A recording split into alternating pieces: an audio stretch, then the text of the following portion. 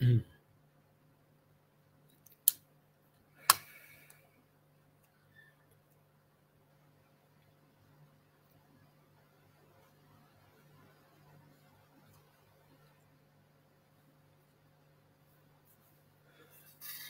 po ang Panginoon at isang magandang gabi po sa inyong lahat.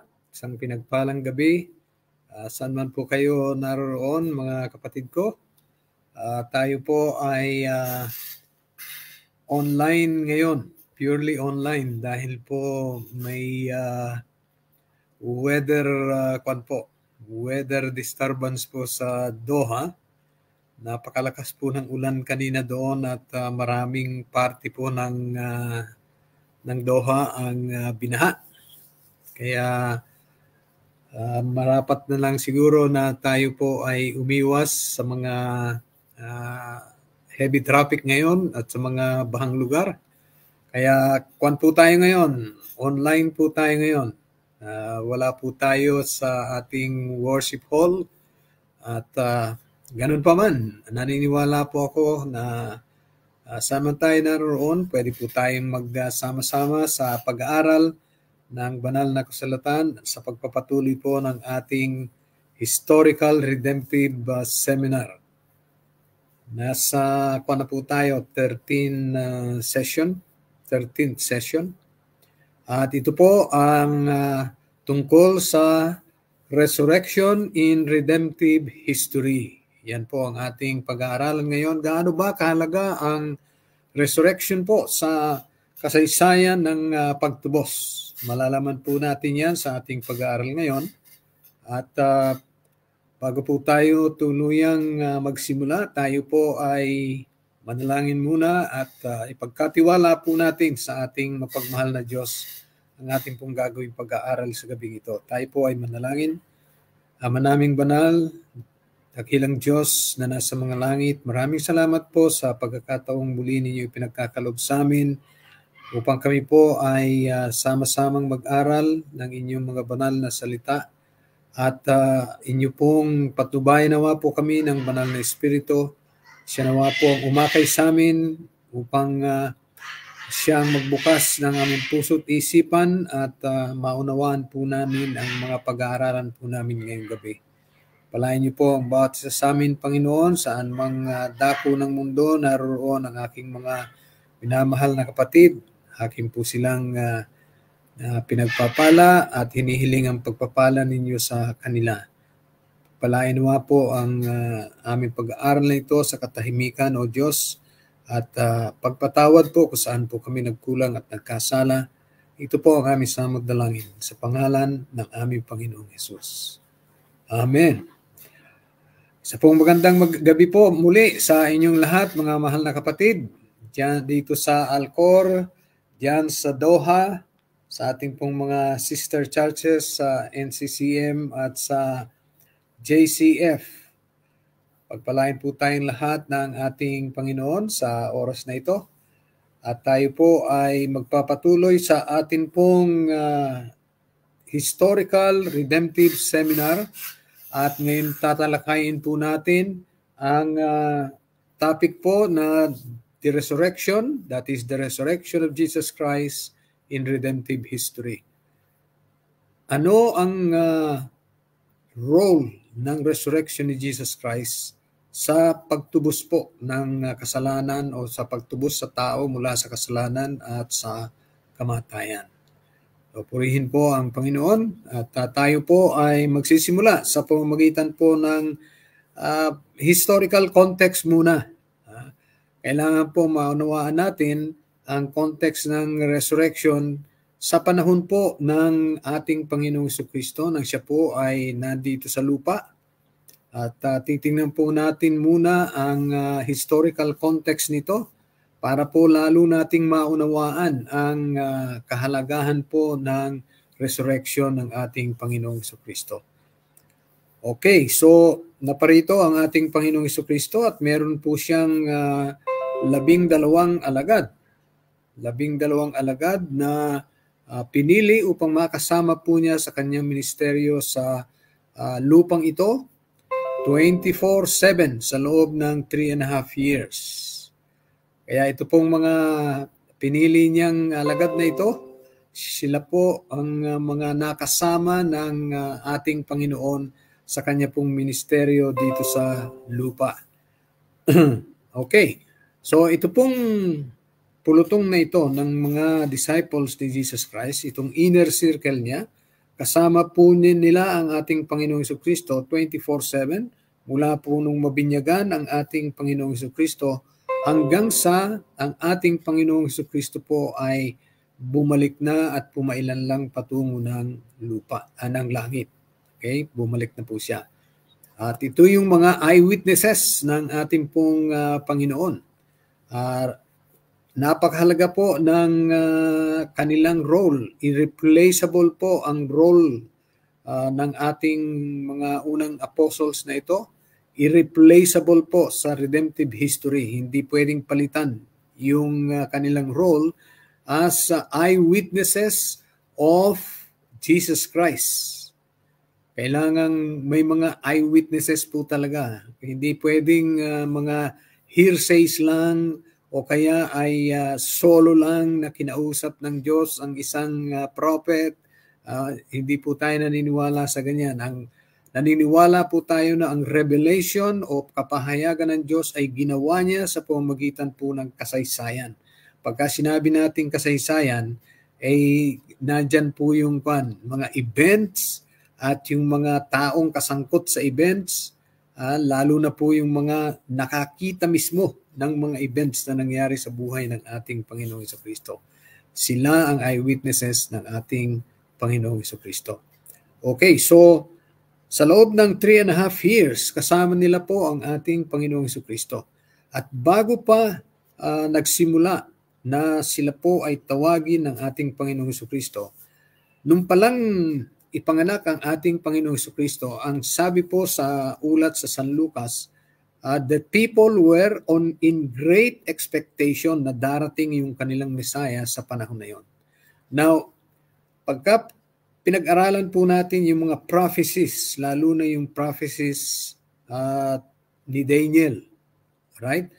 Meron po mga prophecies doon na pinpointed po talaga kung ano yung panahon na darating yung kanilang Messiah.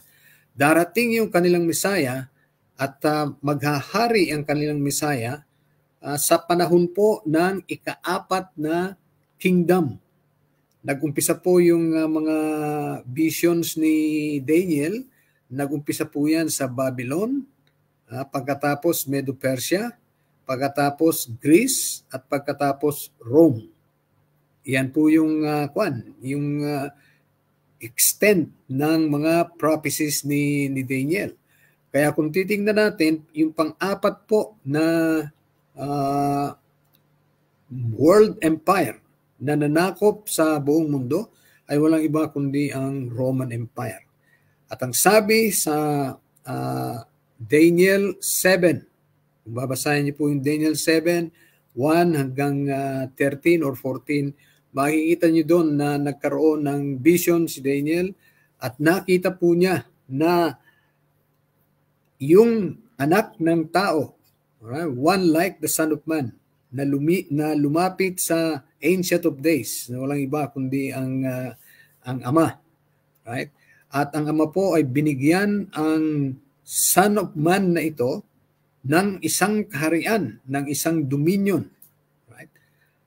At yun po ay nangyari sa panahon ng ika-4 na kingdom, which was Rome. Kaya nung panahon na yon na malapit na pong ipanganak ang ating Panginoong Jesucristo, dahil meron din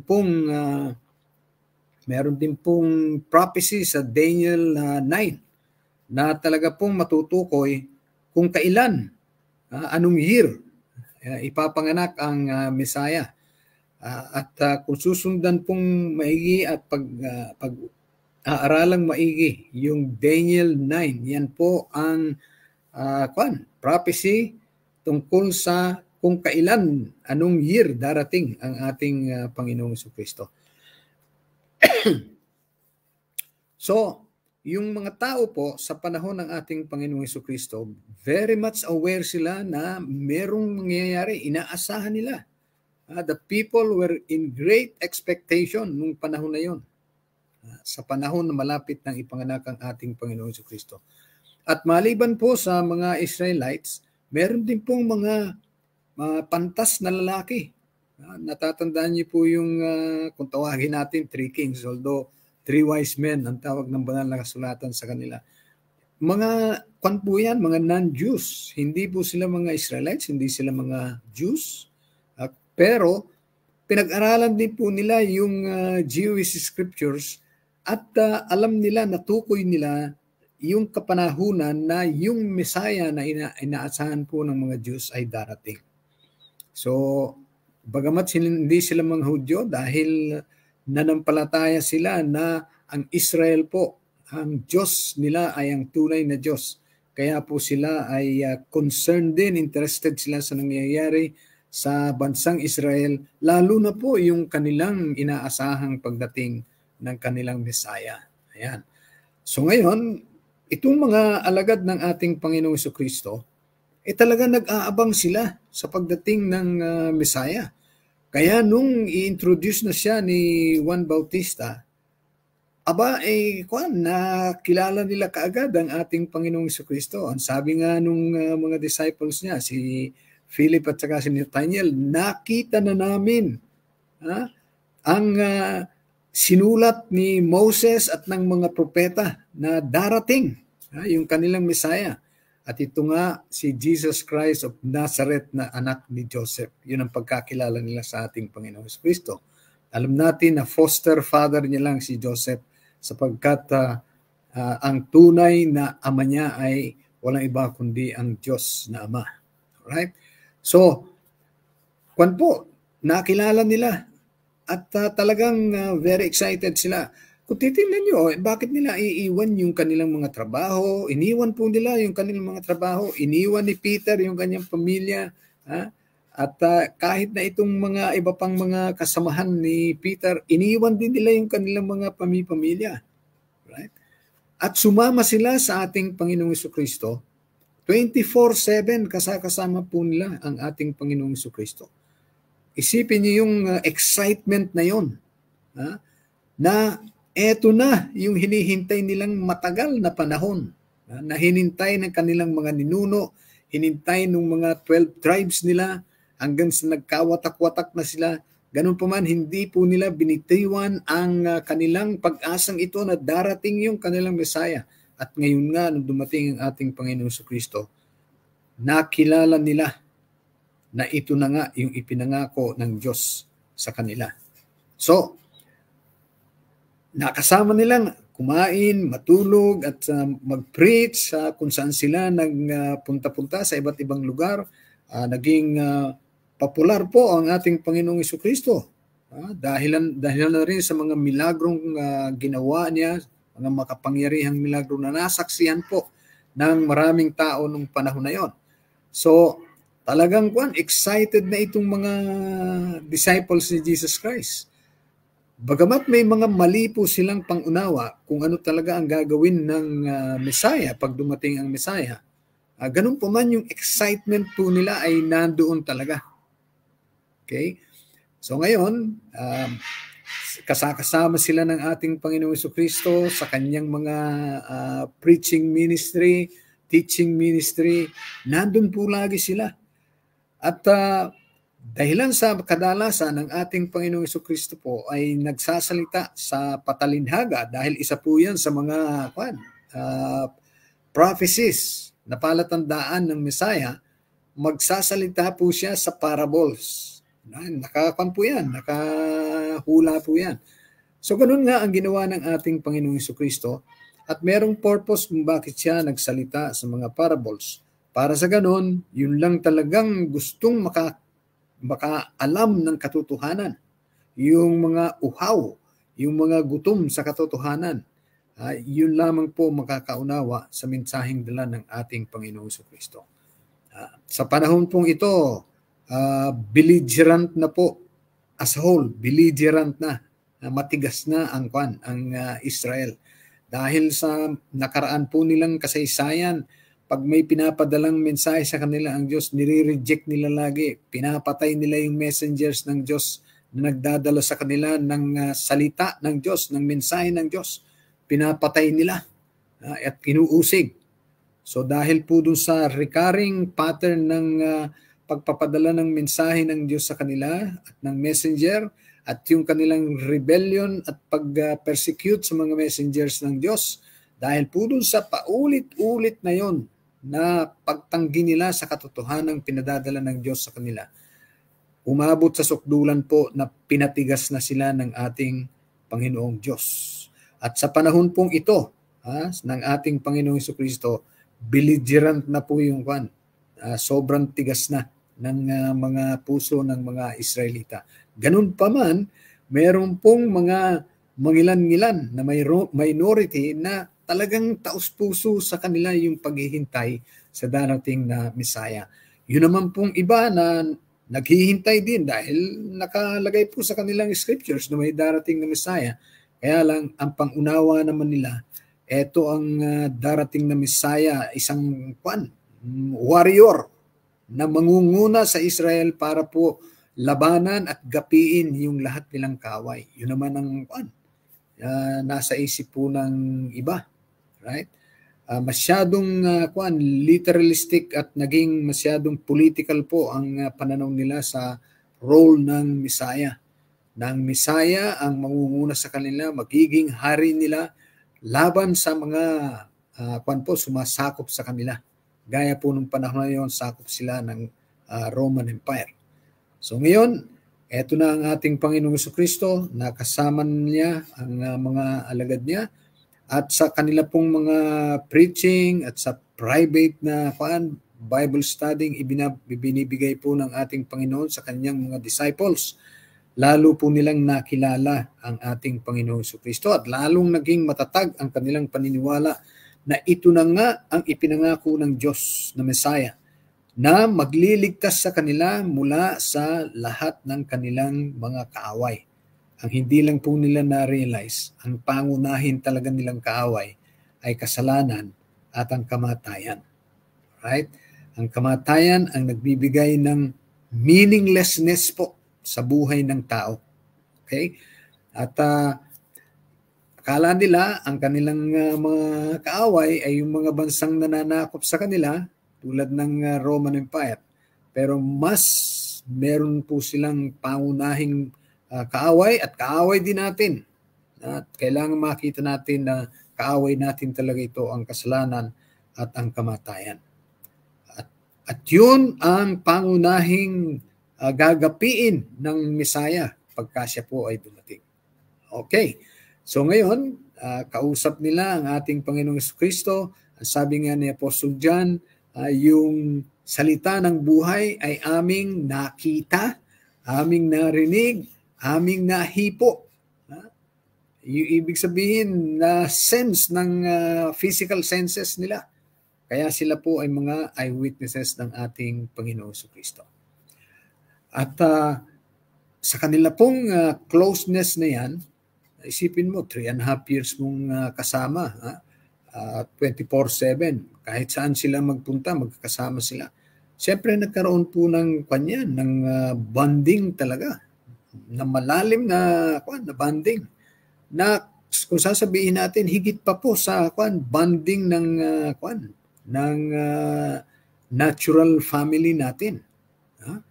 Isipin nyo, totoo po yung sinabi ni Jesus Christ, kung hindi nyo ako mamahalin ng higit sa parents ninyo, mother or father, husband or wife or children, kung hindi nyo ako mamahalin higit sa kanila, hindi kayo karapat-dapat na maging disciple ko. Ang makaka-claim lang po ng ganon ay walang iba kundi ang Diyos. Alright? Aba, kung merong sa akin, lalapit sa akin at sabihin, mahalin mo ko ng higit kaysa sa mother and father mo, kaysa sa asawa mo. Baka sabihin ko sa kanya, sino ka ba? Right? But this, only God can claim.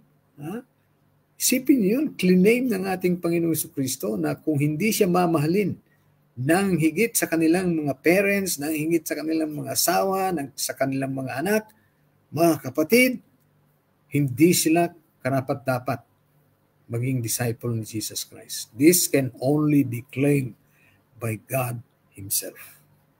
Okay? So yun po ay isang patunay na ang ating Panginoong Jesucristo ay Diyos.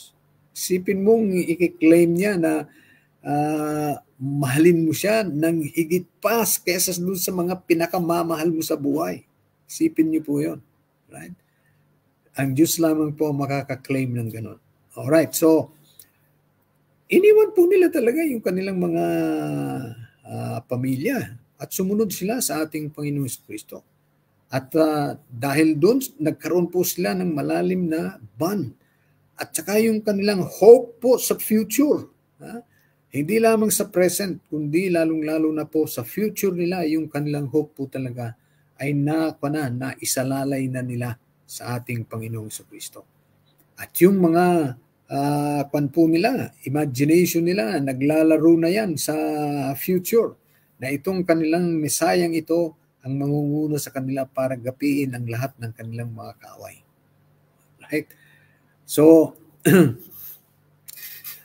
nung dumating na po yung panahon na ang ating Panginoon ay magtatapos na yung kanyang mission sa pamamagitan ng kanyang pagbubuwis ng buhay para sa mga tutubusin niya. Dahil, una, right? I-remind ko naman kayo, meron tayong dalawang pagkakautang sa Diyos na hindi po talaga natin kayang bayaran anuman ang gawin natin. Una, hinihingi po ng Panginoong Diyos na tayo ay tumupad sa Kanya ng sakdal para bigyan niya tayo ng buhay na walang hanggan. Hindi po natin yan magagawa sa ganang atin. Right? Kahit tulungan pa tayo ng banal na Espiritu, we will never be able to give to God yung perfect obedience na hinihingi niya. Na ang ibig sabihin, from the beginning of our lives in our mother's womb, hanggang sa kamatayan natin, kung kailan man yun, dapat hindi tayo nagkasala. Dapat kahit anong bahid ng kasalanan, wala tayo. Sa nature pa lang, makasalanan na tayo. We were shapen in iniquity and in sin did my mothers conceive us. Okay? So sa sinapupunan pa lang, talo na tayo. Pagka naipanganak tayo, lalong talo dahil nakakagawa na tayo ng mga kasalanan. So talagang wala pong kapag-asa na maibigay natin yung hinihinging perfect obedience ng Diyos para bigyan niya tayo ng buhay na walang hanggan. Okay? At dahil hindi natin naibigay yung perfect obedience sa Diyos, dumating yung pangalawa niyang kahilingan sa atin, yung demand. The wages of sin is death. So yun po ang pangalawa nating utang sa Diyos na hindi rin natin maibibigay dahil kung tayo ang magbabayad ng ating kasalanan, ang ibig sabihin, we will die eternally without hope of resurrection. So, wala rin. Okay? Hindi tayo makakapagbayad. Walang panahon na darating na mababayaran natin yung ating mga pagkakasala. So, itong dalawang ito, imposibleng magawa ng tao. At ito po ang ginawa ng ating Panginoon para sa atin. Right? Iniligtas niya tayo dito sa dalawang ito. Na ito po yung pangunahing demand ng Diyos sa atin na hindi natin magagawa. So, nung dumating na po yung panahon na iaalay na niya yung kanyang buhay para sa ating mga kasalanan. Paparusahan na siya. Hindi para sa kanyang mga kasalanan, kundi sa ating mga kasalanan na na-impute o naibilang sa kanya. Na voluntary naman po niyang inako. Okay? Ngayon, may pagkakataon po, ilang beses na sinabihan ng ating Panginoong Jesucristo ang kanyang mga alagad. Kailangan ako pumunta doon sa Jerusalem, ipagkanulo at patayin. Tatapot ako ay babangon sa ikatlong araw. Alam niyo po, pumasok dito, lumabas din doon.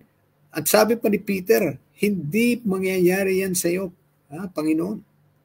Ako, handa kong ibuwis ang aking buhay kung magkakaroon ng kagipitan at malalagay sa balag ng alanganin ang ating Panginoon. Ang sabi ni Peter I'm willing to die for you. Ganon din ang mga kasama niya. Alright? So, hindi nila naunawaan yun. Yung gagawing pag-ako ng ating Panginoon sa kanilang kasalanan, right? Hindi po nila naunawaan yun hanggang sa panahon na yun. So makikita natin na talagang yung kanilang sacrificial system, hindi rin talaga nila naunawaan.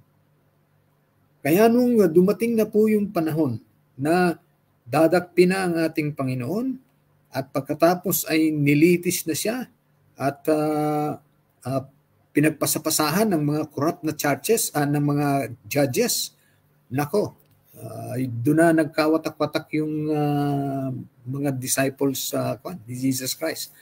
Of course, in fulfillment of a prophecy that says, I will strike the shepherd and the sheep shall be scattered. Ayun, in-strike yung shepherd nila, si Jesus Christ. At nagkawatak-watak na sila.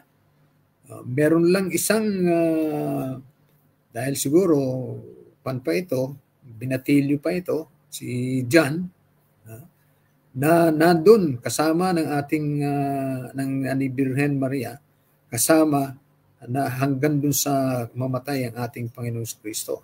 At tulad ng alam natin, ipinagbilin pa nga kay John yung pangangalaga dito sa mother ng ating Panginoon Kristo. Okay, so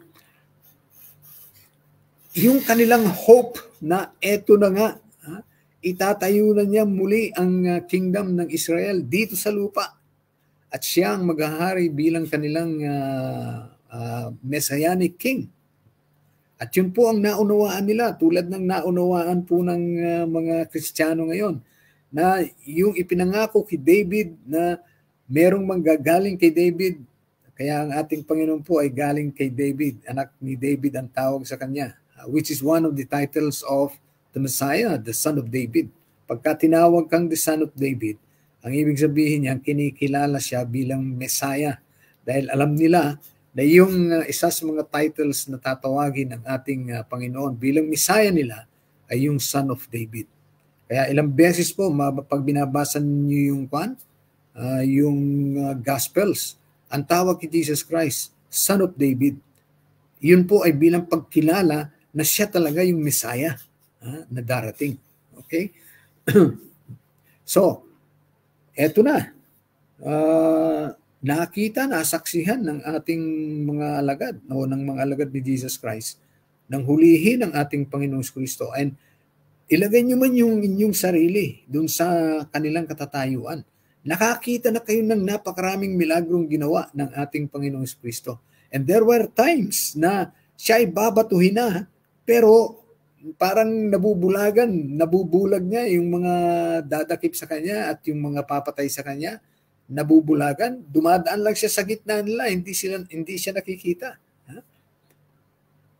Siyempre, kung na-experience mo yun, nasa puso mo yung, kayang-kaya ni kayang-kaya ni Jesus Christ ito. Hindi nila mapapatay itong ating Messiah. Dahil ito ang maghahari, yun nga ang kanila. Yun nga ang understanding nila sa mga promises ng Diyos sa Israel na yung kanilang Messiah ang magiging king at maghahari po siya mula sa Jerusalem.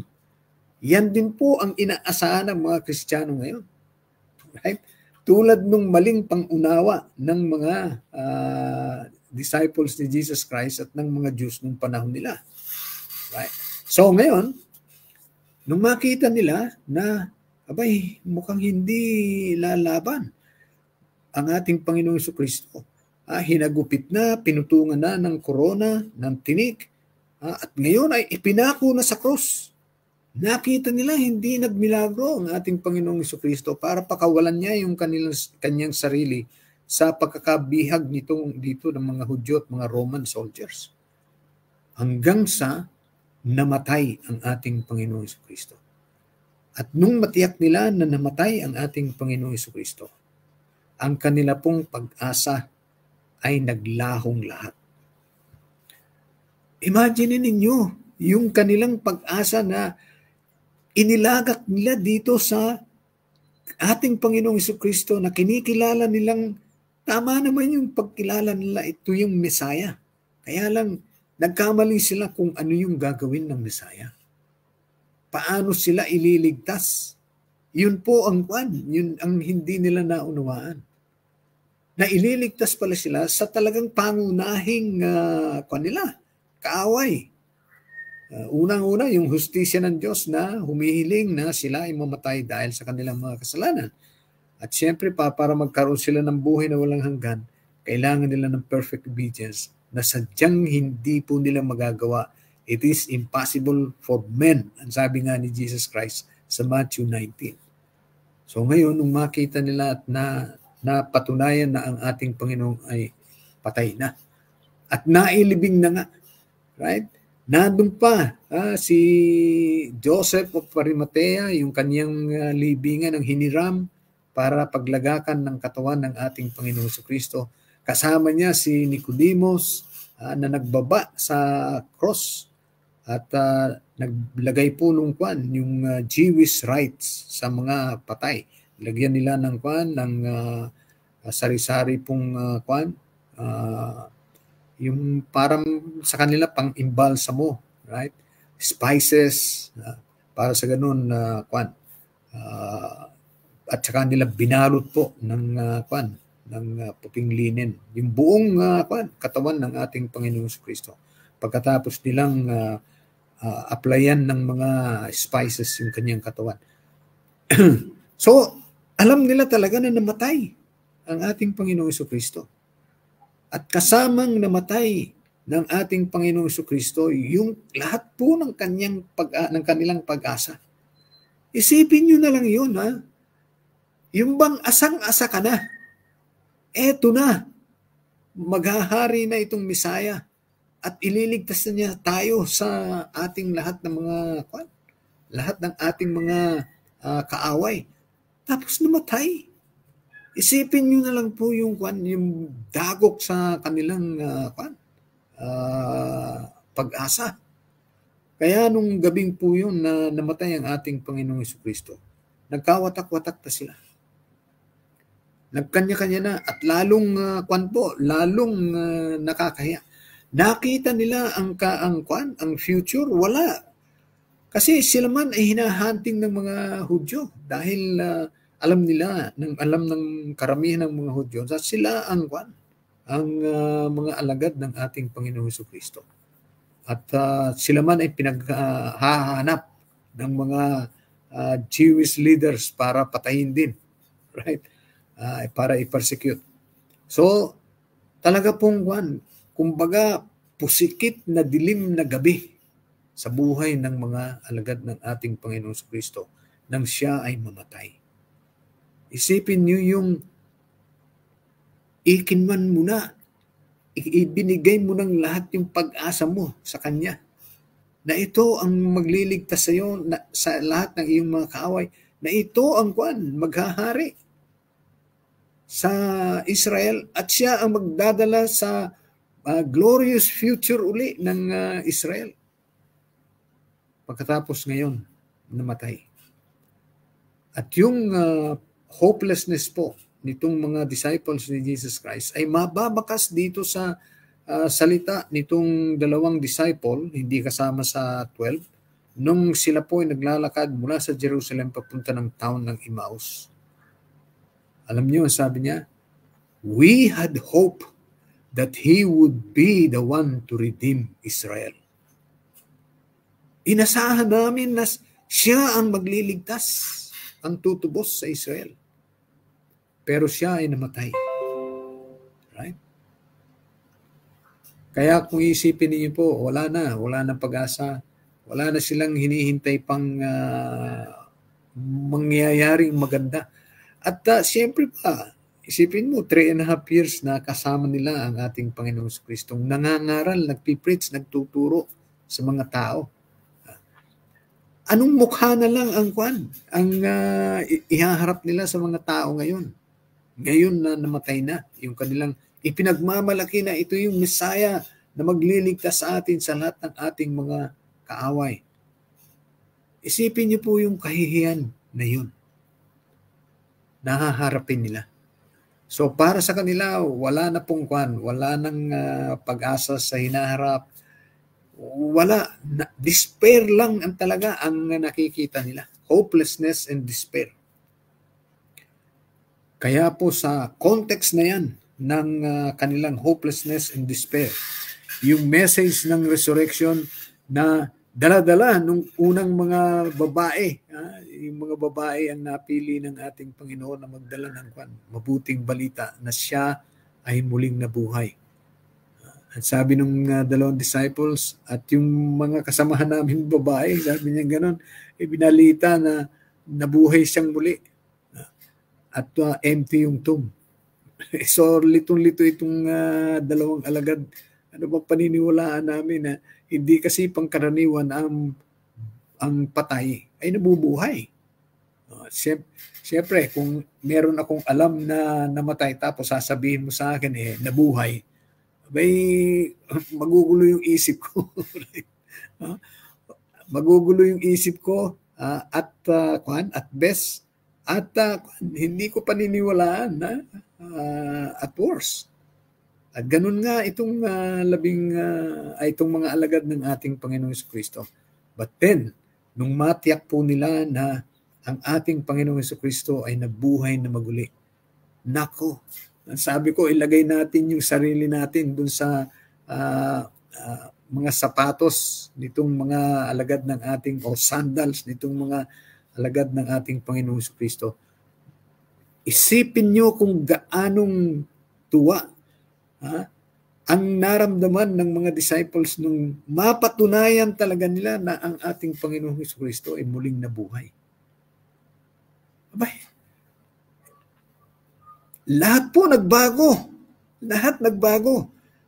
Ang paningin nila sa cross na dati ay parang end of the world na sa kanila nung mamatay sa cross ang ating Panginoong Jesucristo. Nung mabuhay siyang muli, nagkaroon sila ng bagong pananaw sa cross ng ating Panginoong Jesucristo. Yung dating nakakahiya, ngayon ay naging puno ng kalwalhatian, ng glory. Kaya yung pagkabuhay ng ating Panginoong Jesucristo, ang siyang nagbigay buhay muli sa kanila. Ang siyang nagbigay ng pag-asang muli sa kanila.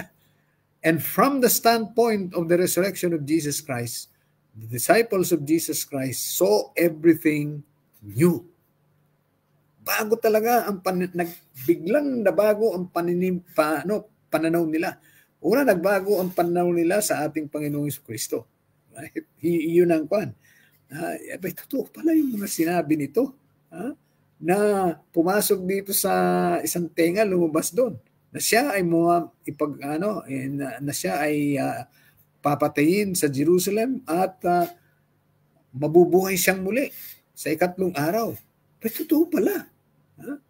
Totoo pala yung sinabi niya na hindi natin pinapansin. Siguro ganun ang mga usapan. Ayaw nating paniwalaan yung sinabi niya kahit na ilang beses niya sinabi sa atin, hindi natin pinansin. Totoo pala. Right? Kaya lahat po ay nagbago. Yung madilim na tingin nila sa hinaharap, bigla pong nagliwanag dahil sa resurrection ng ating Panginoong Jesucristo. Kaya po, doon nagsimula ang tinatawag nating Christian faith. Ang Christian faith po ay nagsimula sa resurrection ng ating Panginoong Jesucristo. At ang resurrection ng ating Panginoong Jesucristo po ang nagbigay ng panibagong meaning sa lahat. Nagbago yung paningin nila at yung unawa nila doon sa sacrificial system ng Israel. Ngayon nila naunawaan kung anong ibig sabihin nung ginagawa nila sa temple na pag-aalay ng mga animal sacrifices. Siguro dahil wala namang animal sacrifice na buhay, kaya yung resurrection hindi na-capture ng ceremonial system nila. Right? Pero yung death, na-capture yon. Kaya dito po sa nangyaring ito, nagbago ang kanilang pangunawa. Ngayon, lalo nilang nakilala ang ating Panginoong Jesucristo. At yung mga salitang sinabi niya na hindi nila pinaniwalaan. Lahat yun po ay nagbalik sa kanilang pag-iisip at ngayon lalo nilang naunawaan ang ating Panginoong Kristo. At kung babasahin niyo yung John chapter 2, umpisa sa 19 hanggang 22, nung sabihin ni Jesus Christ na you will destroy this temple and in 3 days I will raise it up again. Sabi ng mga Jew, 46 years naming ginawa yan. Tapos itatayo mo sa loob lang ng 3 araw. Pero ang tinutukoy ni Jesus Christ ay yung kanyang human body na pinanahanan ng Diyos. Kaya siya yung temple dahil siya ang pinanahanan ng Diyos. Yung fullness of the Godhead ay nanahan sa kanyang body. So, naunawaan ng mga disciples nila yun ngayon. Ayun palang ibig niya sabihin dun sa sinabi niya yun. So lahat po nakita nila ang meaning, right? At dahil po doon, nagkaroon sila ng bagong pananaw sa buhay. Nagkaroon sila ng bagong pananaw sa misyon nila bilang mga alagad ng ating Panginoong Jesucristo. So dito nagsimula ang ating pong pananampalatayang Kristiyano. Ang resurrection ni Jesus Christ ang pasimula po ng pananampalatayang Kristiyano. We view everything from the standpoint of the resurrection of Jesus Christ, just as the apostles did during their time. Kaya nagbagong kulay na naman ang paningin nila sa mundo at lahat ng bagay dito sa mundo dahil sa resurrection ng ating Panginoon. So, napakalaki talaga ng impact ng resurrection po sa ating mga unang alagad ng ating Panginoong Kristo. Yan. All Christian faith begins at the resurrection. Until the resurrection, all was darkness and chaos. Totoo po yan. Gaya ng inilarawan ko sa inyo kung ano yung kalagayan ng mga disciples ni Christ. Nung kamamatay pa lang niya at nasaksihan nilang inilibing. Ang ibig sabihin, tunay na namatay ang ating Panginoong Kristo. Hindi tulad ng sinasabi ng iba na hinimatay lang at na-resuscitate daw sa loob ng libingan. Hindi po. Talagang tiyak nila namatay ang ating Panginoong Kristo. Kaya nung ibalita na siya ay nabuhay na maguli, right? Talagang alam nila na this is the greatest miracle, right? The death of Jesus appeared to the disciples as a total and unmitigated disaster. Wala na. Right? Isipin mo, you pin your hopes on Him as the one who was going to save you from all your enemies pagkatapos eto na, namatay. Right? So hindi nila hindi nila naunawaan yung purpose. Pero nung ma-resurrect si Jesus Christ, naunawaan po nilang lahat. Naunawaan nilang lahat pati yung mga sinabi ng ating Panginoong Kristo na pumasok dito, lumabas sa kabilang tenga dahil ayaw nilang unawain. Ngayon naunawaan nila. Okay, so first, the disciples saw the death of Jesus in a new light. The resurrection disclosed the meaning of the cross. Hindi po hindi vice versa. It was the resurrection of Jesus Christ that gave meaning to His death. Dahil kung hindi siya na-resurrect, yung kanya pong death ay unmitigated disaster. Parang parang sacrifice that has not achieved its goal. Kung hindi nabuhay ang ating Panginoong Jesucristo. Yes, malaking sacrifice yung ginawa niya. But if He did not rise from the dead, ang ating Panginoong Jesucristo, that sacrifice would have been wasted. Bakit?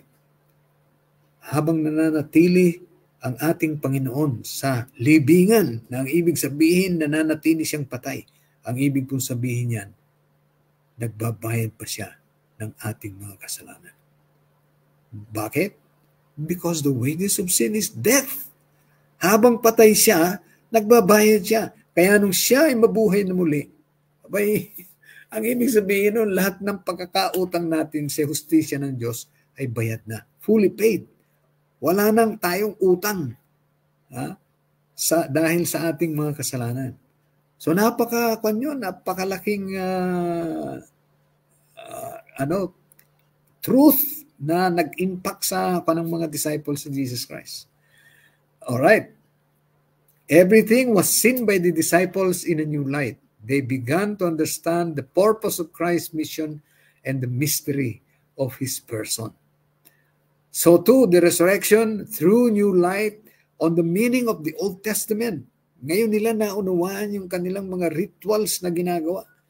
Naakala nila, tulad ng ibang mga Hudyo, na dun sila pinapatawad sa animal sacrifice nila. Hindi nila naunawaan na siyado lang ito, na mayroon talagang darating na magsasacrifice, ibubuwis yung kanyang buhay para sa kapatawaran ng mga kasalanan.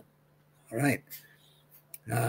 Awakened to this new faith by the resurrection of Jesus, the first Christians began to recognize that the promises of God to the fathers ng Israel have been fulfilled in the resurrection of Jesus Christ.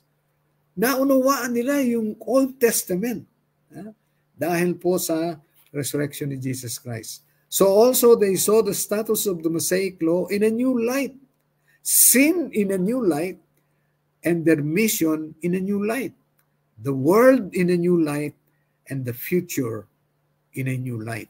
In short, the resurrection made everything new para po sa mga disciples ni Jesus Christ. Right? Does it remind you of a verse in 2 Corinthians chapter 5, verse 17? If you are in Christ, you are a new creation. By substitution po yun. Ang new creation talaga si Jesus Christ. Pero kung nananampalataya ka sa ating Panginoong Jesucristo, sa harap ng Diyos, yung new creation which is Jesus Christ, sa harap ng Diyos, ikaw yun. Dahil ginawa yun ni Jesus Christ para sa iyo. Right? So, ngayon, titingnan natin ngayon ang resurrection. Dahil sa resurrection, ang siyang nagbigay ng panibagong kulay, ng panibagong pag-asa, ng panibagong liwanag sa ating pong mga disciples ni Christ. Right? Ang resurrection po ang naging sentro ng kanilang apostolic witness. Alam niyo po yung Book of Acts, yan ang history ng first 30 to 35 years ng Christian Church. Recorded po ang history, ang first 30 years history ng Christian Church sa Book of Acts. Kung gusto niyo malaman yung kasaysayan na nung mag-uumpisa po ang Christian Church, basahin niyo po yung Book of Acts. Yan po yung history pagkatapos nung gospel narratives ni Matthew, Mark, Luke, and John. Okay? Book of Acts, kaya magkakasunod po yan mga historical books na yan. So, tingnan ngayon natin kung ano ang apostolic witness. What is the focus of the New Testament witness? Ayan. Yan ang babasahin natin ngayon, yung mga patotoo ng mga eyewitnesses ni Jesus Christ. After Jesus Christ has resurrected from the dead, lahat po ng pananaw ng mga disciples ni Christ ay nagbago. Everything to them became new. Right? Gaya nga ng nasasabi dun sa 2 Corinthians 5 verse 17, all things have become all things have passed away, behold, all things have become new. Yan po ang dala ng resurrection sa experience po ng mga disciples ni Jesus Christ. Okay, ngayon, basahin natin ngayon kung ano yung talagang witness ng mga apostol tungkol po sa mensaheng daladala nila nung panahon na sila po ay mag-umpisa ng Christian Church. Ang sabi po dyan, uumpisan po natin sa mga unang talata o mga unang chapters ng Acts hanggang dun sa kaduluduluhan para makita natin na kung ano talaga ang focus ng apostolic witness. Yung bang pagbuhos ng banal na espiritu at saka miracle, signs and wonders, yung ba ang sinasabi nilang we are witnesses to these things? Miracle signs and wonders? Yun ba ang focus nila? Yun ba ang witness ng mga disciples ni Jesus Christ? No. Ito po ang witness. O natatandaan nyo, si Judas nalaglag. Okay? Nawala siya. So 11 na lang. Pero minarapat ng Diyos na 12 talaga ang mag-umpisa ng pangaral ng Ebanghelyo ng ating Panginoong Jesucristo. Ang kanyang buhay, kamatayan at muling pagkabuhay para sa kaligtasan ng tao. 12 talaga ang inappoint niya. Pero meron pong dito sa pagpapalit, nasa din po, nasa Psalms, ang prophecy na papalitan si Judas. Alright? Kaya huwag po kayong magtataka. Isa pa yan sa mga natupad na prophecy sa ating Panginoong Jesucristo na yung kanyang alagad na nagkanulo sa kanya ay papalitan. Pero may qualification po yung papalit. Right? May dalawa silang napili na pagpipilian. Ito. Therefore, it is necessary to choose one of the men who have been with us the whole time the Lord Jesus went in and out among us, beginning from John's baptism to the time when Jesus was taken up from us. For one of these must become a witness with us of His resurrection. Ayan. Sentro ang resurrection sa kanila. Isa sa mga isa sa mga qualifications ng papalit kay Judas. So, sa palabunutan, of course, yung kanilang sa palabunutan, it was guided by the Holy Spirit ang napili si Matthias. Right? So ngayon, dumating na ang araw ng Pentecost. Dumating na rin yung pangako, natupad na yung pangako na magpapadala ang ating Panginoon Jesucristo ng banal na Espiritu na magbibigay sa kanila ng kapangyarihan para maipangaral ang Ebanghelyo ng ating Panginoon Jesucristo. Ngayon, punta tayo ngayon sa susunod na witness natin. Ito naman po yung Ang sabi niya, ito si Peter. Si Peter ang nagsasalita dito. Nabuhos ang banal na Espiritu. At during that time, po ito, national po ito ng Israel. Festival, yung Pentecost. This is commemorating the giving of the law at Mount Sinai. So ngayon, isa po ito sa 3 major annual festivals ng mga Jews na lahat ng able-bodied Jews kailangan pong umattend dito. Kahit nasaan pang lupalop sila ng mundo, kailangan silang pumunta sa Jerusalem at mag-participate dito sa festival na ito ng Pentecost. Kaya nagdatingan from different parts of the known world at that time, nagdatingan yung mga Jews. Ito pong mga Jews na ito, hindi na po nagsasalita ng Hebrew. Siguro, yung mga favorite verses na lang nila sa scriptures nila, ang alam nilang sabihin sa Hebrew. Dahil sila po ay halimbawa, may nakatira sa Italia, sa Roma, ay natural, Latin ang ang usapan dyan. So, yung mga Israelites na naipanganak na doon, siyempre, yun ang natutunan nilang lingwahe. Parang mga Pilipino yan na nag-migrate yung mga parents nila sa States at doon na sila ipinanganak. Ang natutunan na nilang lingwahe ay yung English language ng mga Amerikano hanggang sa ang alam lang nilang Tagalog kakapranggot. Right? So, ganoon din po ang nangyari sa mga Israelites. Yung napunta sa Spain, yung napunta po sa Arabia, Arabic na ang salita nila, napunta sa Rome, Latin na, yung napunta sa bandang Cyprus, Greek na ang kanilang salita. So ngayon, nung mabuhos ang banal na Espiritu sa mga disciples ni Jesus Christ, right? Kailangan nila ngayong ipangaral ang Ebanghelyo. And it was very opportune during that time na Yung mga Jews na scattered all over the world, nandun sa Jerusalem nung panahon na yun para mag-celebrate ng Pentecost. So ngayon, kung maririnig nila ang ebanghelyo ng ating Panginoong Jesucristo, pagbalik nila dun sa kanilang bansang tinitirhan, dala-dala na nila yung message ng gospel. Gaya po ng Rome, hindi po yan itinatag ni Apostle Paul. At wala rin nakaulat kung sinong apostol ang nagtatag niyan. Yan po yung mga galing sa Pentecost na nakarinig ng ebanghelyo na i-preach doon ni Apostle Peter tungkol sa ating Panginoong Jesucristo. Dala-dala nila yon at nagsimula silang mangaral doon sa Rome, kaya nagkaroon ng Church of Rome noong panahon na yun. Hindi po yan kasama sa mga naitayong churches ni Apostle Paul o ng kahit na sinong disciple ni Jesus Christ o apostle ni Christ. Right? Yan po yung mga produkto at malamang na hindi lang Rome ang ganyan.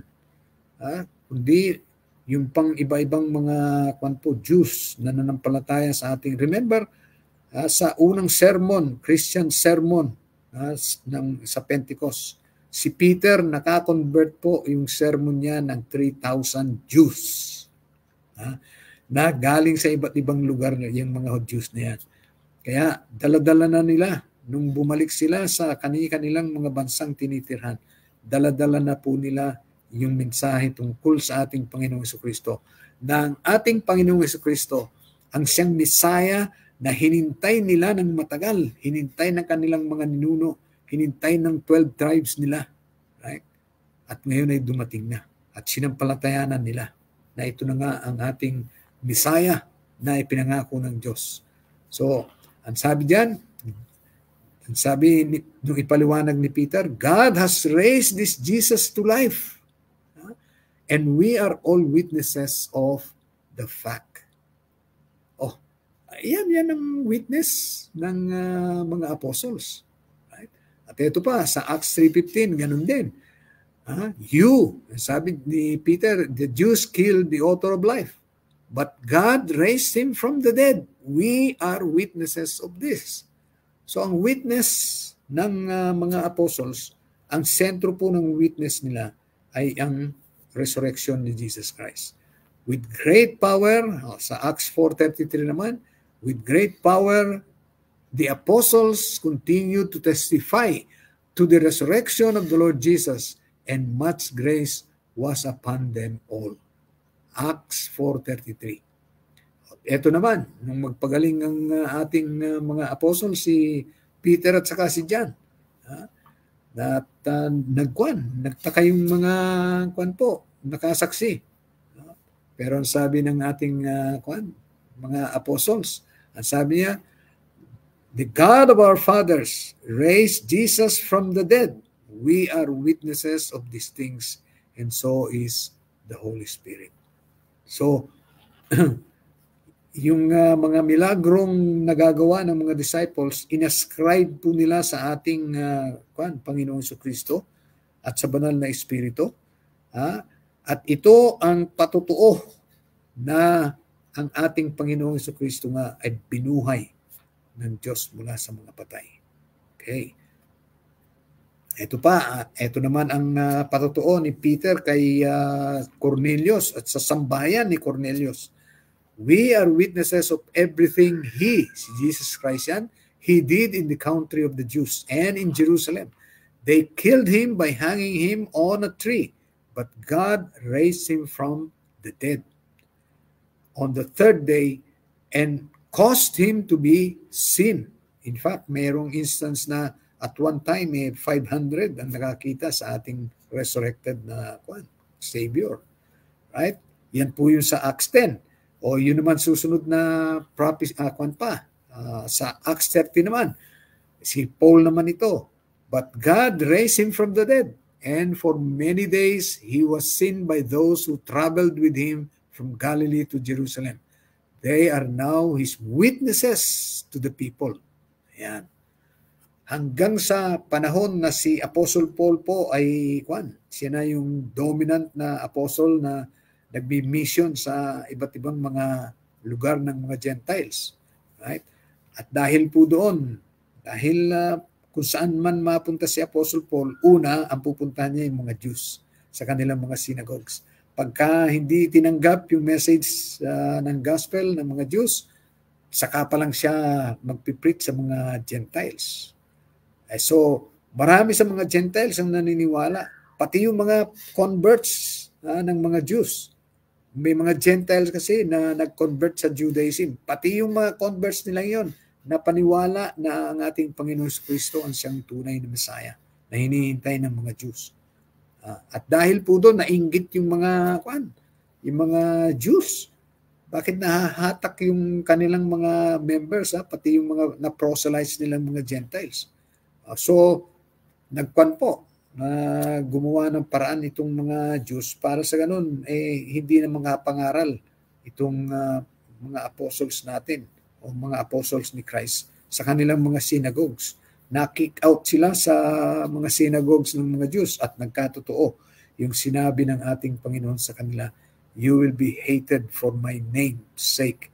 You will be kicked out or sent out of the synagogue dahil sa akin. Nagkatotoo po yung sinabi ng ating Panginoon sa kanyang mga disciples nung siya'y nabubuhay pa. Eto na. So ngayon, kinasuhan nila na si Apostle Paul dahil na maraming mga Gentile converts nila. Hindi lang yung mga Gentiles na nakinig sa ating mga apostles ang nako-convert nila sa Christianity, sa Christian message tungkol sa gospel, kundi pati yung mga Jews, pati yung mga Gentiles na na-convert ng mga Jews sa Judaism. Pati yun, marami sa kanila ang nanampalataya sa ating Panginoon sa Kristo. Kaya ngayon, inuusig nila si Paul at kinakasuhan para sa ganun mapatigil nila sa pangangaral ng Ebanghelyo. Ang sabi ni Apostle Paul ngayon, dinidepensa na niya sa harap po ng husgado, kumbaga yung kanyang yung akusasyon ng mga Diyos sa kanya, dinidepensa na niya yung sarili niya. Ang sabi niya, and now I stand and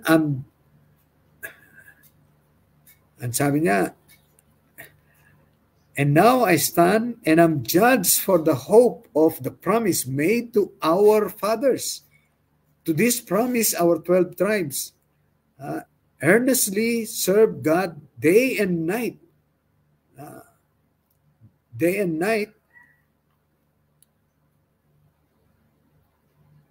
And this hope they hope to attain. For this hope's sake, King Agrippa, I am accused by the Jews. Why should it be thought incredible by you that God raises the dead? Dahil ang ipinapangaral nga ng ating mga apostles na ang ating Panginoong Kristo ang Messiah, pero siya ay napatay, right? Napatay at muling nabuhay. So, nangaral po ang mga disciples. They preach about the forgiveness of sins.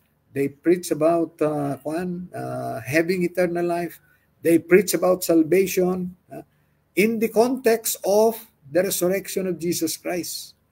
Kung titingnan nyo ang Book of Acts, wala silang yung tinatawag nating theory of the cross.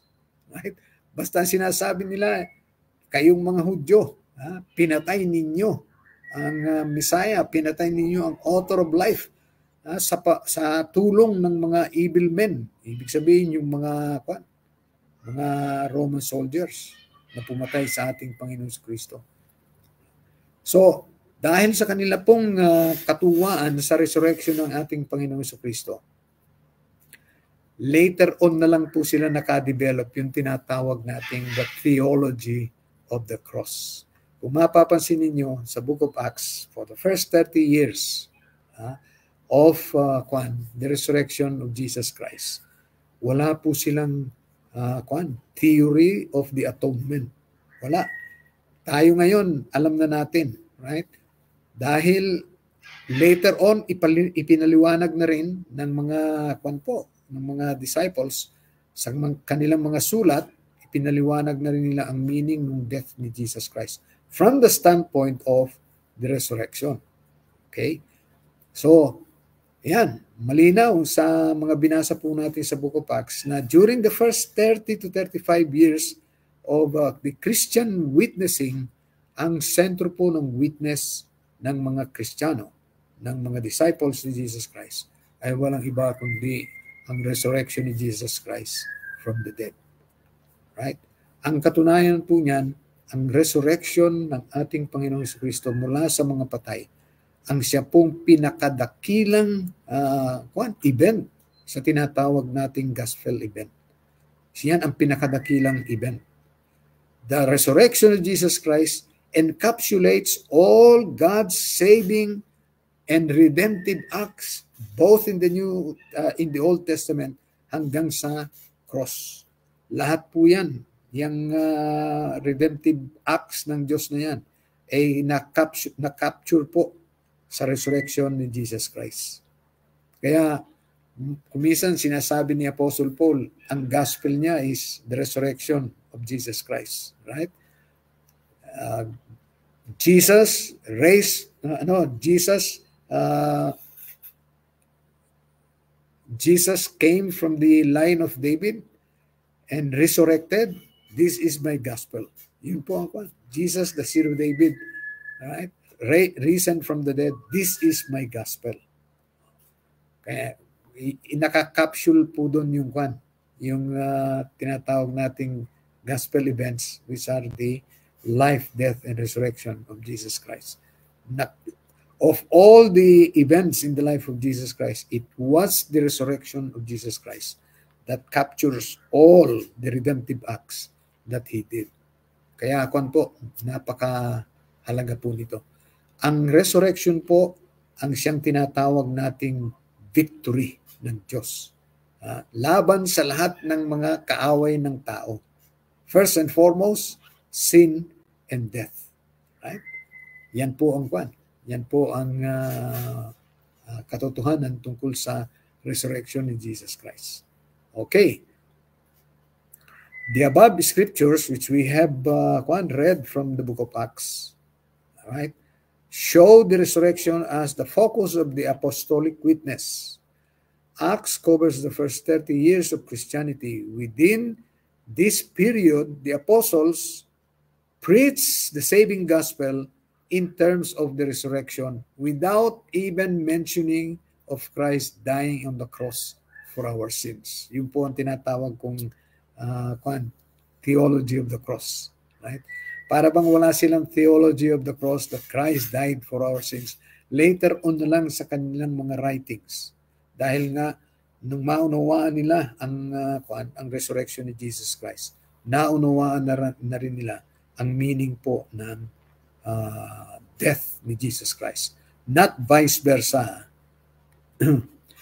Ang nakakalungkot po, there was, hanggang ngayon, Christians knew or know very little about the resurrection of Jesus Christ. Prior to 1950s, kung kailan nagkaroon po ng resurgent or resurrection, resurgent interest sa resurrection ni Jesus Christ. Prior to that, ang sabi nga ng isang scholar, Bible scholar, what Christians knew about the resurrection could be written at the back of a postage stamp. Gaano kalaki yung postage stamp? Galiliit yan. Yun daw knowledge ng Kristiyano sa resurrection ni Jesus Christ.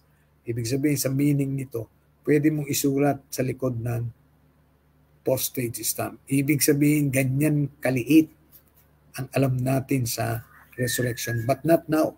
Right? Since after the World War II, nagkaroon naman ng explosion of knowledge. Lalo nang dumating na po itong mga ngayon, social media, electronic, internet, lalong nagkaroon ng explosion of knowledge para sa mga Kristiyano po. At ngayon, right, kung kokonti lang ang alam ninyo tungkol sa meaning ng resurrection ni Jesus Christ, ang ibig lang sabihin yan, medyo tamad tayo. Right? Dahil ngayon po, napakarami na po ng mga sources na dapat nating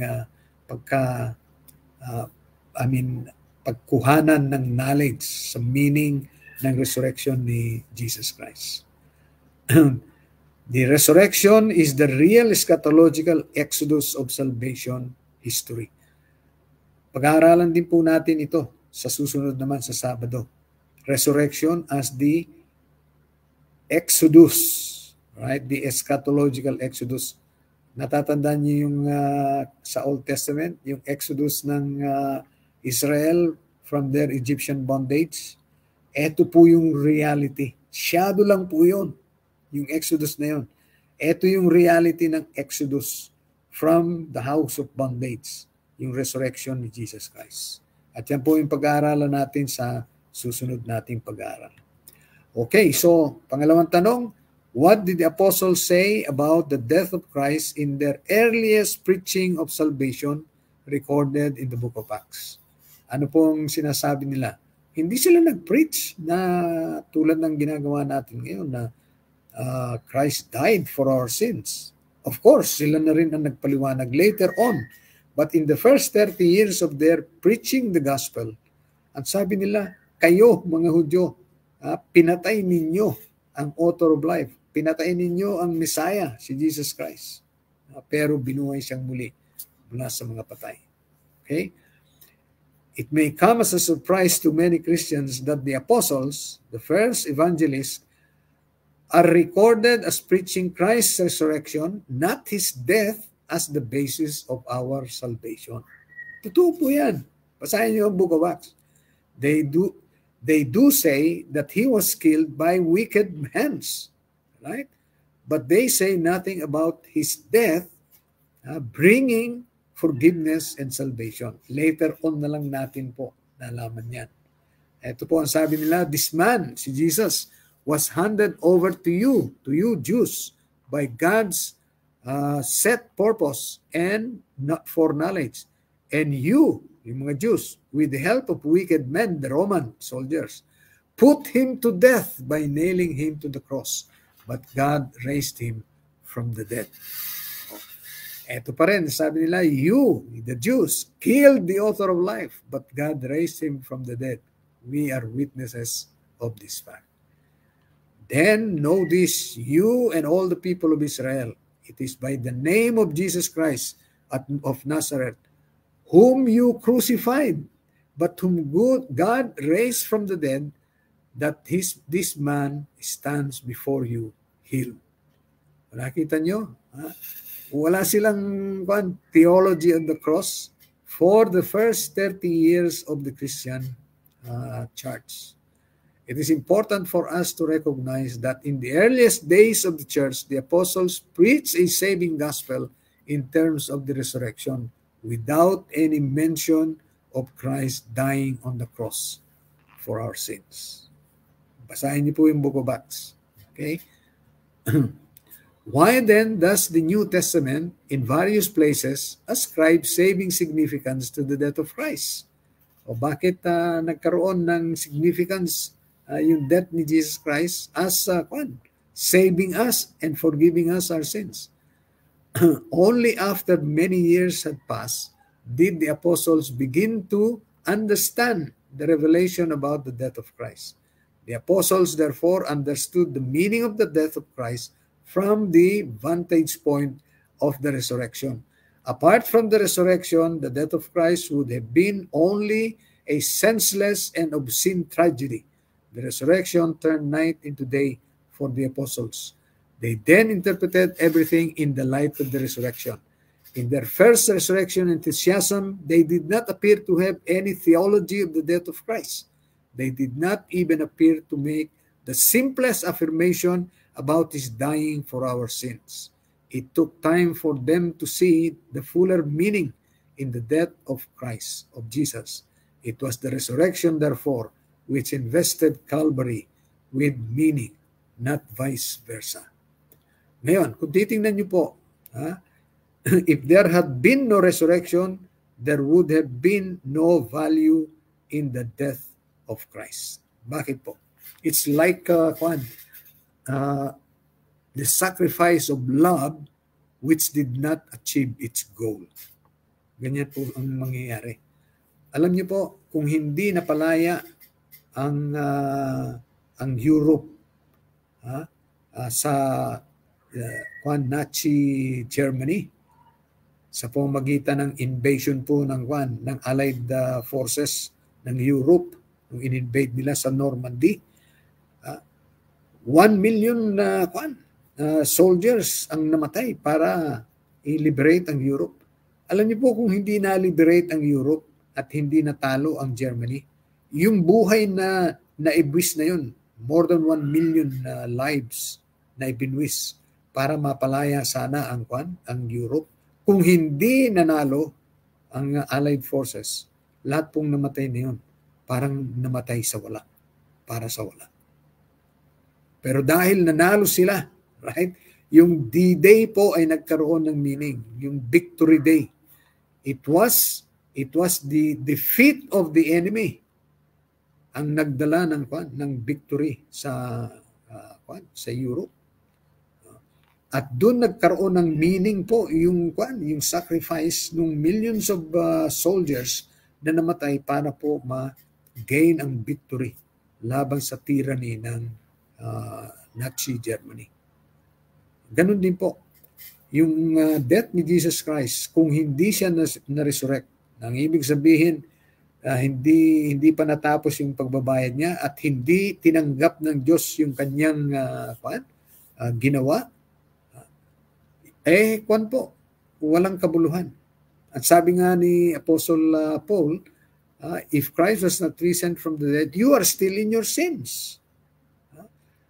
At yung mga namatay na ang pag-asa nila ay na kay Kristo, they would have died in vain.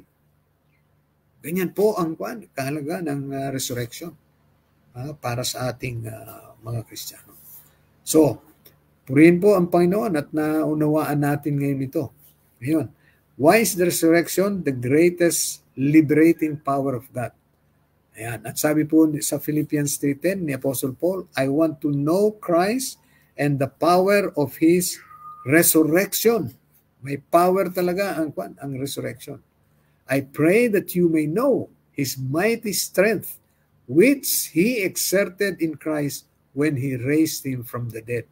Yan naman po ang sabi ni Paul sa Ephesians 1:18-20. The liberating joy of the resurrection event can only be appreciated against the dark background of death. Alam niyo po ba na ang death ang tinatawag sa banal na kasulatan na the king of terrors? Ang death po ang king of terrors. Right? And it is the last enemy. Ang ibig sabihin, ito yung pinakahuli. Ang ibig sabihin, pagka natalo mo na ang death, wala nang susunod pang kaaway.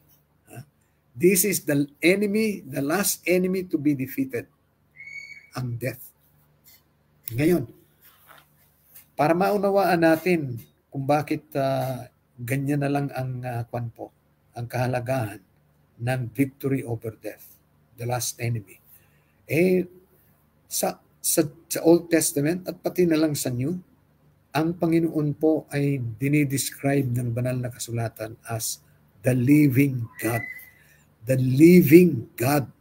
Right? Ang sabi nga ni Apostle Peter, you are the Christ, the Son of the living God. Bakit meron pang kasunod na living? Meron pang adjective na living God.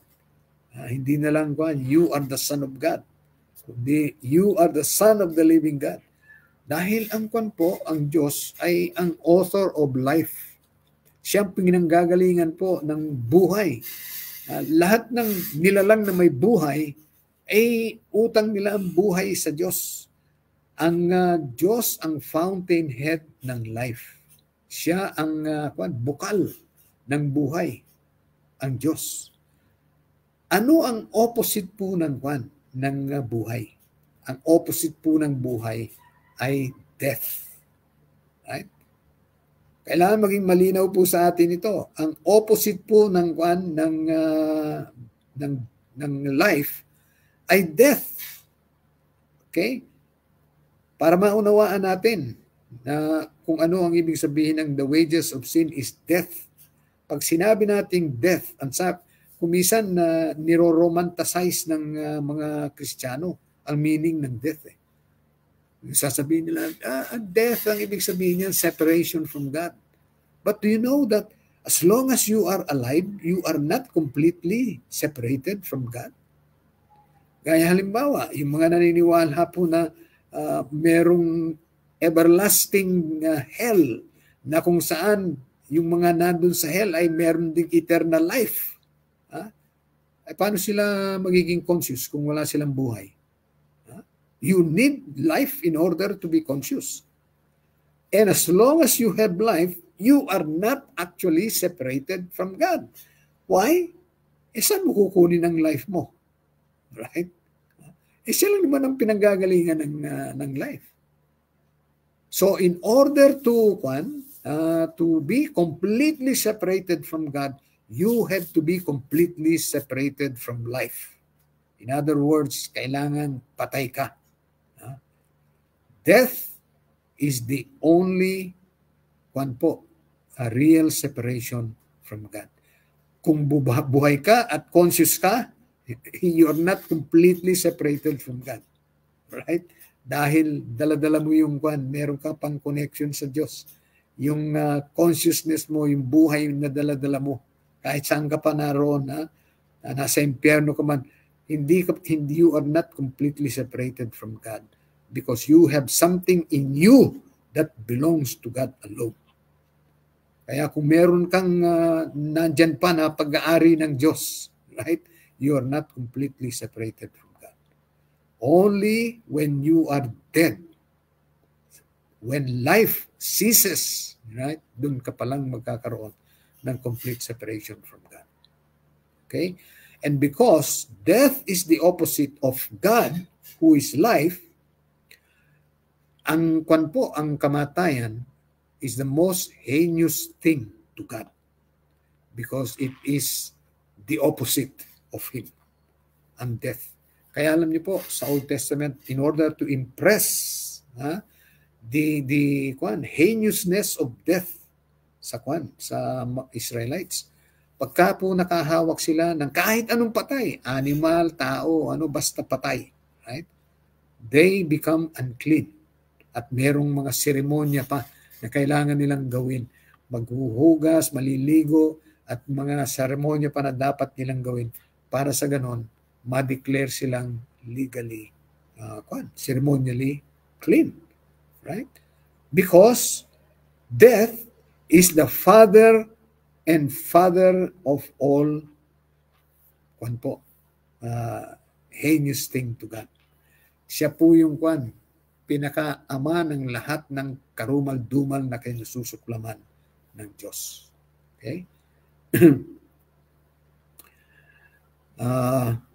One Jewish scholar called death as the father of fathers of defilement. We can understand why death is the ultimate defilement o yung karumihan when we realize how much the Old Testament emphasizes that God is a living God. Since death is the absolute opposite of life, it is the absolute opposite of God. Nothing, therefore, is so horrible, so obscene, and hateful to the living God as death. For I take no pleasure in the death of anyone, declares the sovereign Lord. God does not take pleasure in the death even of the sinner. Why? Yan po yung Yan po yung death is the absolute opposite of God, who is life. Kaya kasuklam-suklam sa Diyos. Of course, sin is heinous to God. Kaya lang ang sin, ang final destiny ng sin, ang final end ng sin, death.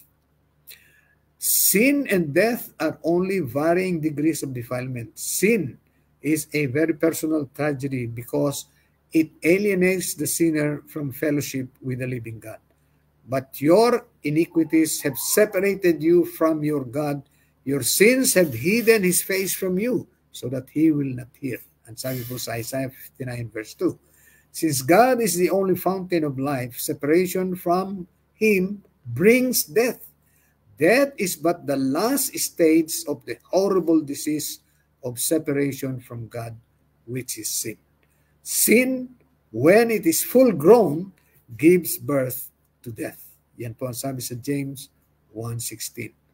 So, in the book of Ecclesiastes, the wise man, si King Solomon, found that wisdom brought a sorrow too painful to bear. Ang sabi niya, meaningless. Life is meaningless. Bakit ganun ang outlook ni Solomon sa life? Masyadong anong tawag dito? Pessimistic yung outlook niya sa life. Hindi bright, but something that is meaningless daw. Meaningless. Utterly meaningless. Everything is meaningless. Bakit? Because at the end ng buhay ng tao lies death. Right? At ang masakit pa nito, ang sabi ni Solomon, sa lahat ng mga creatures ng Diyos, tayo lang po ang may consciousness ng death. Right? Alam natin kung ano ang death. And because we know what is death, that death is the end of life. At kung death na lang ang naghihintay sa iyo at wala nang susunod na buhay pa, right? Then whatever you did while you are alive becomes meaningless. Yan po ang ibig sabihin ni Solomon. Nung sabihin niyang life is meaningless, everything is meaningless. Right? Life is like beating the wind, right? Suntok sa hangin. Okay? Dahil sa dulo ng buhay ay nandun nakatayo ang kamatayan. Yan ang naghihintay. At kung ang kamatayan, yan na ang final destiny ng tao, lahat po ng nangyari sa kanyang buhay ay magiging meaningless. Why? Because death, pagdating sa death, zero ka. Right? Whatever ends in zero, right? Pag i-multiply mo yan o inad mo yan sa kahit ano, minultiply mo yan sa kahit na ano, ang resulta ay zero. Okay? So, meaningless talaga. Death empties life with all its meaning. That which ends in nothing is nothing. Yan po ang katotohanan dyan. Right? Man is the only creature on earth who knows that he will die. And because of that, meron po tayong because of the knowledge that we will die, meron po tayong fear of death. Yung mga animals po, wala niyan. Okay? Pero, ang sabi nga ni Solomon, merong tragedy na nangyayari to both man and beast. Kaya lang yung tragedy yan sa beast, hindi nila alam. Yan. Only man knows that he will die. Tayo po, alam natin na tayo ay mamamatay, na ang buhay natin, ang dulo ng buhay natin ay kamatayan. And because of that, right, we become enslaved to fear of death. Lahat po tayo. Right? Buti na lang, merong pong resurrection ni Jesus Christ. Nang ibig sabihin niyan, nagapi na ng ating Panginoon ang death. And therefore, we can look forward, tayong mga believers ni Jesus Christ, we can look forward to the day when God shall call us from where we are when we died. Ikukon po tayo, tatawagin tayong muli para i-resurrect ng ating Panginoong Kristo. Alright, now, human behavioral scientists have found out that the fear of death is the shocking reality behind all human behavior. Totoo po yan. Yung mga nag-aral ng human behavior, yung fear of death, yan ang pinakamalaking puwersa po sa pagkilos ng tao. At yan din ang pinakamalaking puwersa po para magkasala ang tao. Right? Either you suppress the awareness of death by enjoying yung mga good things in life, na for the time being nakakalimutan mo na you are creature sa na naglalakad patungo sa kamatayan. For the time being nalilibang ka, right? Kaya po yung mga libangan, yung anumang libangan na makapaglalayo sa atin sa pag-iisip natin tungkol sa kamatayan, pinagkakakitaan ng malaking tao yan, right? Kasi yan po ang nagpapakuan sa atin dun sa fear of death natin, nagsusuppress. Tayo anytime pwede tayong mamatay, and that is a proven fact. Anytime pwede kang mamatay, right? Na kung conscious ka lagi na ikaw ay pwedeng mamatay anytime, you will not act sanely. Okay? Isipin mo kung may nakatutok laging loaded na gun sa sintido mo. Subukin nyo kung kayo, kilos kayo ng natural. Right? Hindi.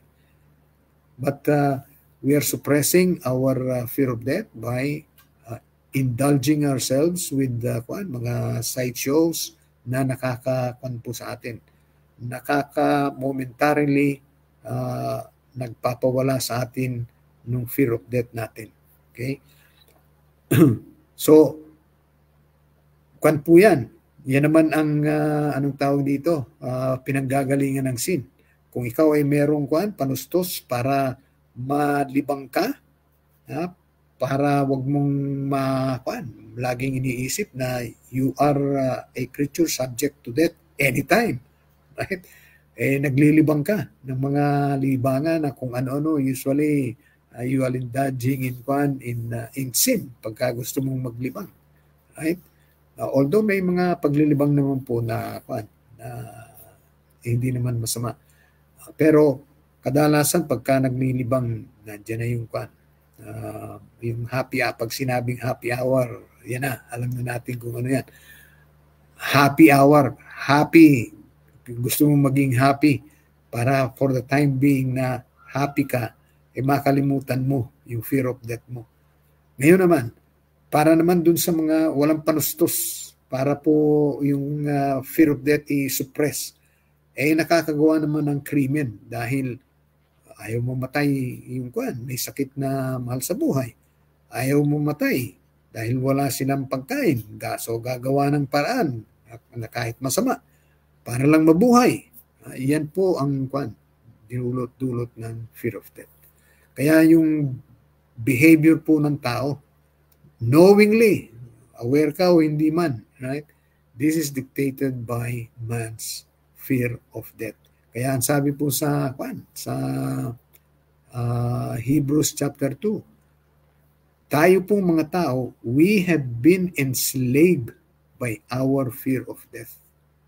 Enslaved tayo sa kasalanan because of our fear of death. Okay.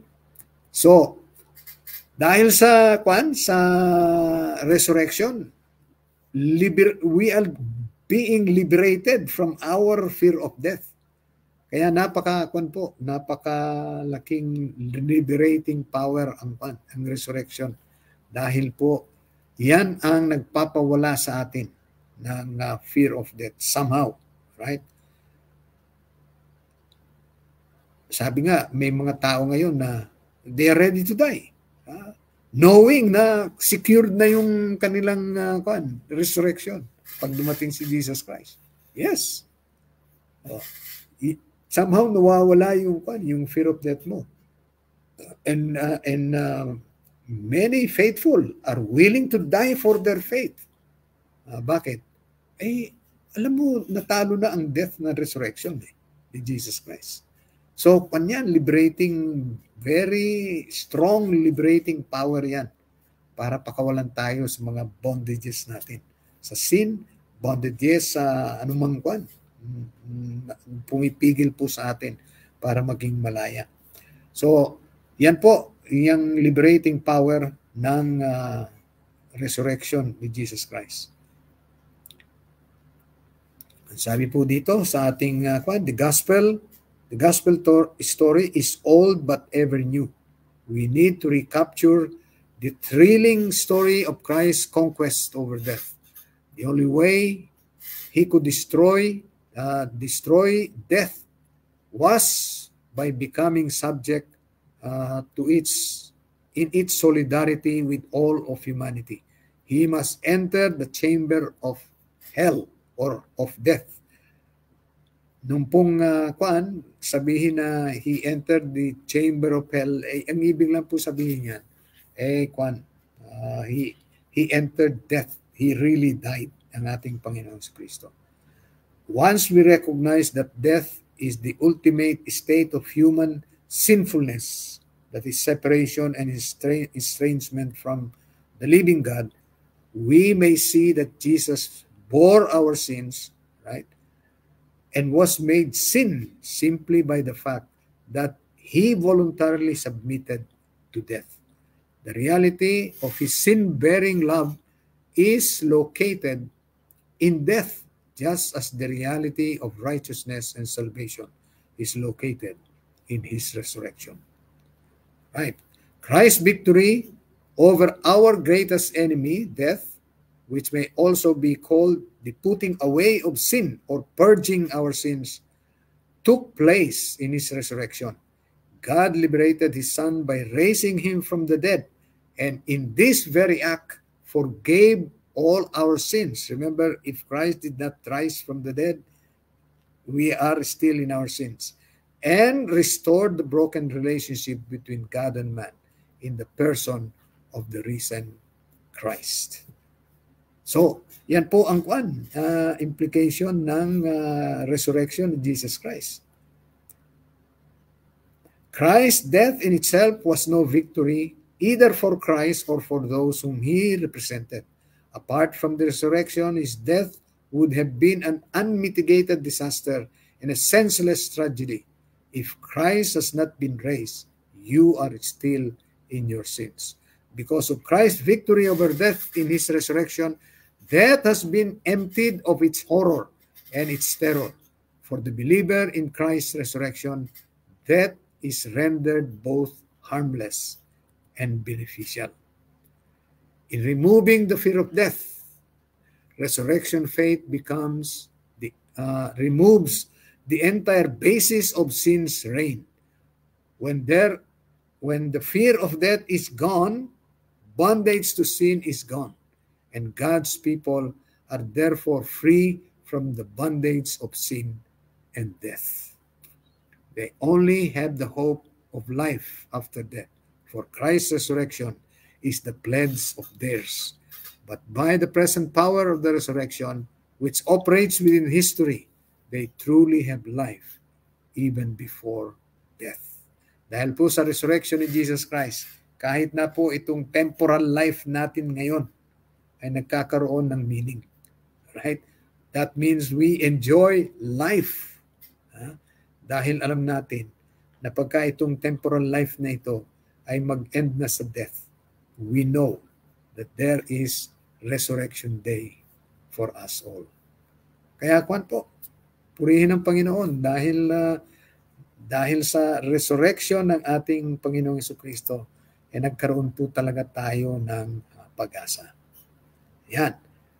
So, next, ating pong pag-uusapan naman yung further meaning ng resurrection. Resurrection as the new creation and resurrection as the new exodus. Ito po yung towering events. Remember, ito yung towering events sa Old Testament. Yung creation at saka yung exodus ng Israel from their Egyptian bondage. The resurrection is the reality of all those towering events in the Old Testament. Yan po ang pag-aaralan natin sa susunod. So, purihin po ang Panginoon. And I hope that nagkaroon po tayo ng mas malalim na pangunawa kung ano ang ibig sabihin ng resurrection ni Jesus Christ. Lalo na po nung sabihin niya, because I live, you too will live. Kaya napaka-kwan po natin, blessed po natin na nanampalataya tayo sa ating Panginoong Jesucristo.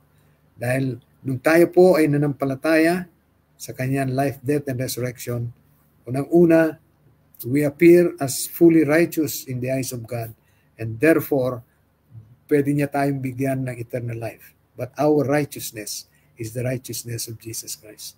At hindi na tayo mapupunta sa impyerno. Right? Hindi na tayo masasabihan, humayo kayo sa impyerno. Hindi na tayo masasabihan nun. Bakit? Hindi po dahil sa meron tayong ginawang mabuti dito. Kaya po tayo hindi na sasabihan na humayo kayo sa impyerno dahil ang ating pong Panginoong Jesucristo ay namatay na para sa atin. Yun lamang po, yun lang. Wala nang iba. Kaya hindi tayo pupunta sa impyerno. Tandaan niyo yan. Kaya hindi tayo pupunta sa impyerno. Walang ibang dahilan kundi dahil si Jesus Christ na po ang tumikim ng kamatayan para sa atin. Kaya hindi na tayo mamamatay sa hell ngayon. At pagka bibigyan tayo ng buhay na walang hanggan, ang reason lang po, tanging reason kung bakit tayo bibigyan ng buhay na walang hanggan ng Diyos ay dahil si Jesus Christ po ang sumunod na sakdal sa kalooban ng Diyos para sa atin. Wala pong walang anong tawag dito, walang role dito ang ating mga good works. Pagka pinag-uusapan, hindi tayo mapupunta sa hell, walang role ang good works diyan. Hindi dahil nag-good works ka kaya hindi ka mapupunta sa hell. No, absolutely no. Right? Kaya ka hindi mapupunta sa hell at mamatay sa hell dahil may namatay na para sa iyo. Right? At yun ay pinaniwalaan mo. At bibigyan ka ng buhay na walang hanggan ng Diyos dahil merong sumunod na sakdal para sa iyo. Right? Kailangan po ng Diyos sa sakdal na pagsunod para bigyan ka ng eternal life. At wala tayo nun. Buti na lang, sinalba tayo ng ating Panginoong Jesucristo. Amen? So, pagpalain po natin pagpalain nawa po ng Diyos ang ating napag-aralan ngayon. At tayo po ay magtatapos na sa ating pong yugto ngayon ng historical redemptive approach sa banal na kasulatan. Tayo po ay manalangin mga kapatid sa ating pagtatapos. Dakila naming Diyos sa mga banal na makapangyarihan sa lahat. Maraming salamat po sa mga nagdaang oras, Panginoon, na sinamahan niyo kami sa pamamagitan ng banal na Espiritu at lalo naming naunawaan at naging malinaw sa amin ang role ng resurrection ni Jesus Christ sa redemptive history. Maraming salamat na binuhay niyo siyang muli bilang tanda na tinatanggap niyo ang lahat ng ginawa niya para sa amin. Ang kanyang pagsunod na sakdal sa inyong kalooban at ang kanyang pag-ako sa aming mga kasalanan at pagtubos dito. Maraming salamat, Panginoon. Pagpalain nawa po, patuloy ang pag-aaral namin ito. Patuloy po kami bigyan ng freedom at ng kalayaan, Panginoon, at ng panahon para ay pagpatuloy po namin ang pag-aaral namin ito. Palain po ang aking mga kapatiran na patuloy na nakikisa sa gawain ito, Ama. Lalo nawa po nilang makilala ang Panginoong Jesucristo at ang significance po ng kanyang life, death, and resurrection para sa aming kaligtasan. Palain niyo po ang bawat sa amin, Panginoon, at harinawa na patuloy niyo po kaming kalingayin, patuloy na ipagkaloob ang pangangailangan namin sa araw-araw. Patawad, Panginoon, kung saan po kami nagkulang at nagkasala. At pagpalain kami, bendisyonan sa aming pansamantalang paghiwa-hiwalay. Ito po ang aming samod na langit sa matamis na pangalan ng aming Panginoong Hesus. Amen. Pagpalain po tayong lahat ng ating mapagmahal na Diyos hanggang sa susunod po nating pagkikita-kita sa ating historical redemptive approach seminar. Ako po ang inyong lingkod na nagsasabing lagi po tayong magtiwala sa ating Panginoong Jesucristo sapagkat siya po talaga ang nagmamahal at nagmamalasakit sa atin. Purihin po ang Panginoon.